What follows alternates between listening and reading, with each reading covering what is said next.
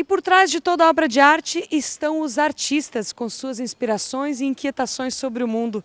E é por isso que eu estou aqui com a artista plástica Giovana Zimmermann, ocupando esta obra de arte interativa para falar sobre arte nos espaços públicos.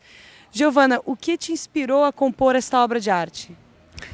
Então, a princípio é interessante ressaltar de que essa obra ela foi viabilizada pela Lei de Incentivo Municipal e que alia a obra de arte na construção civil.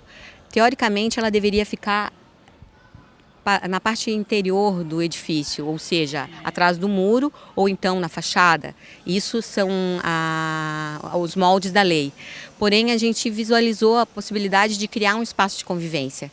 E aí, em parceria com a aprovação da SUSP e da própria Comap, foi possível esse lugar, que a ideia é, a princípio, um mobiliário urbano, um mobiliário abandonado, numa região nobre, coisa que a gente encontra nas periferias.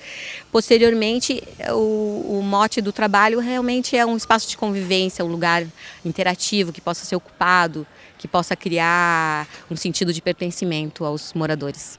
Certo, Giovana, e por que arte na rua, nos espaços públicos? Então, bem, eu faz um tempo que eu não questiono muito, não questiono mais isso, né? Até pelo envolvimento todo e por saber que a arte ela tem toda uma trajetória, né?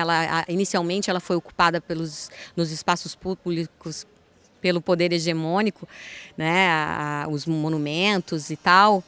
E, inclusive foi a minha tese de mestrado. Posteriormente, no século XX, ela passa a ter outra conotação, ela vai para os espaços públicos no sentido mais político. Então, eu acho que eu não consigo pensar a cidade sem arte. Se essa pudesse ser uma resposta mais sucinta, acho que ela tem toda uma possibilidade de discurso artístico e de formação de público, de arte, do modo geral.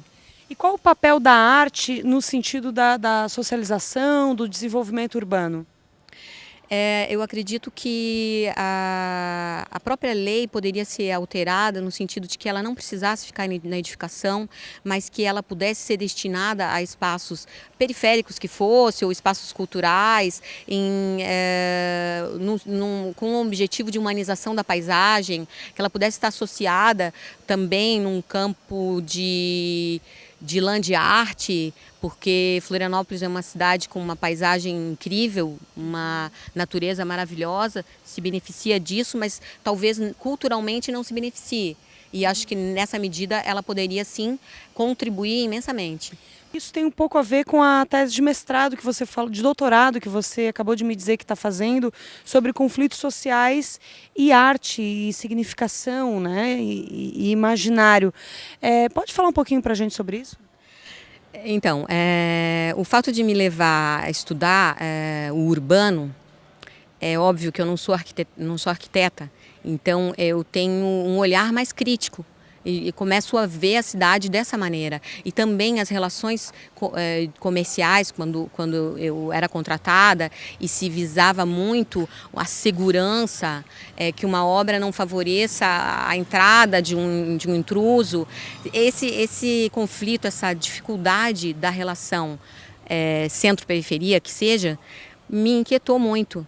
E, sobretudo, como essa representação cinematográfica aparece, sobretudo na cultura de massa, né? Então, meu objeto de pesquisa são duas produções nacionais de cultura de massa, que é Cidade de Deus e Tropa de Elite, e duas francesas. Para pensar isso, como é que é feito esse urbanismo que exclui e que depois tem que lidar com essa exclusão. E de que forma que os legisladores podem contribuir para o aprimoramento e avanço da legislação sobre a arte pública? Eu acho que, a princípio, que essa lei de incentivo mesmo possa ser reformulada de uma maneira mais coerente e que tenha essa abrangência que eu havia mencionado na pergunta anterior, que ela possa ser ampliada, digamos assim.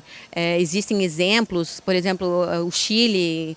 Eu estive o ano passado em Santiago, fui recebida por uma pessoa que é responsável pelo setor de arte pública, e lá existe um grande incentivo, uma fatia realmente que é destinada a grandes projetos. Então eu acho que isso é pertinente em Florianópolis, é urgente, é emergente. A lei está engessada, então eu acho que ela precisa ter alterações. E aí cabe aos legisladores contribuir com isso, assim, se inteirar e visualizar isso como uma riqueza também cultural, né? E que a paisagem de Florianópolis merece isso.